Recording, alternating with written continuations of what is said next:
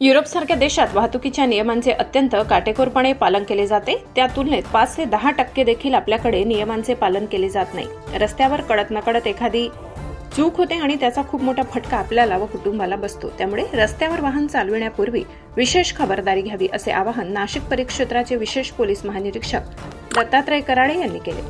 रस्ता सुरक्षा अभियानांतर्गत मुंबई आग्रा महामार्गावरील धुळे पळासनेर टोलवे प्रायव्हेट लिमिटेड आणि इंटरराइज ट्रस्ट तर्फे सोनगीर तालुका धुळे टोल प्लाझा येथे रोड सेफ्टी अवेअरनेस या कार्यक्रमाचे आयोजन करण्यात आले. श्री कराडे यांच्या हस्ते उद्घाटन झाले.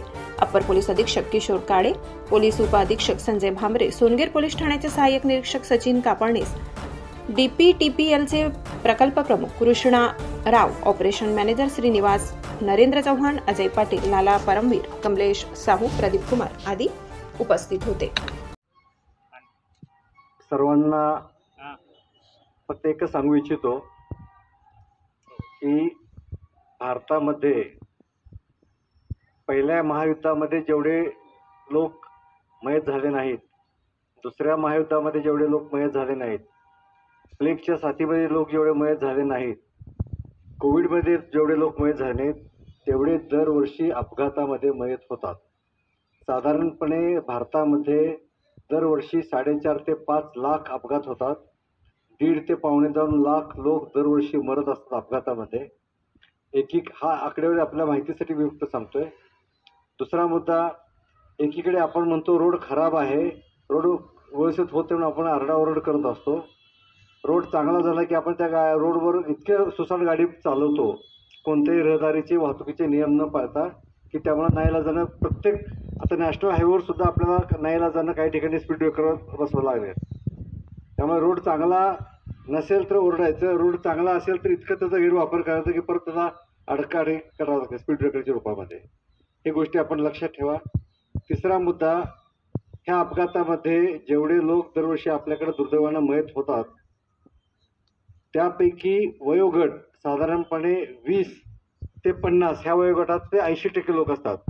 म्हणजे प्रत्येक घरातला कमवता व्यक्ती, मग ते मुलगा असेल, मुलगी असेल, तरुण असेल, तरुणी असेल, त्यात ही 60 ते 65% हे पुरुष असतात, पुरुष असतात. म्हणजे 20 वर्षापासून ते 50 वर्षे वयोगटामध्ये कमवणारे, शिकणारे, भविष्य घडवू ज्यांच्यावर भविष्य अवलंबून आहे त्या कुटुंबाचं, असेच लोक जोशमध्ये येऊन होश घालवतात आणि अपघातामध्ये मृत्युमुखी पडतात किंवा अन्य काही होतं. 1.5 लाख लोक तर मृत्युमुखी पडतात. बाकीचे जवळजवळ साधारण जे 2-3 लाख लोक असे आहेत की जे जायबंदी होतात. कुणाचा पाय मोडतो, कुणाचा हात मोडतो, कुणाचं आयुष्यभर दवाखान्यात राहावं लागतं, कुणाला व्हीलचेअरवर जावं लागतं. आपल्याकडे मी स्वतः 1 वर्ष युरोपमध्ये आंतरराष्ट्रीय पोलीस अधिकारी म्हणून काम केलं आहे. त्या ठिकाणी वाहतुकीचं नियम इतके काटेकोरपणे पाळलं जातं की त्याचं 5 ते 10% सुद्धा आपण पाळत नाही. माझी सर्वांना विनंती आहे की रोडवर वाहन चालवण्याच्या अगोदर ज्यांचं दुर्दैवानं अपघात झाला आहे, त्या कृपा करून त्या लोकांशी चर्चा करा.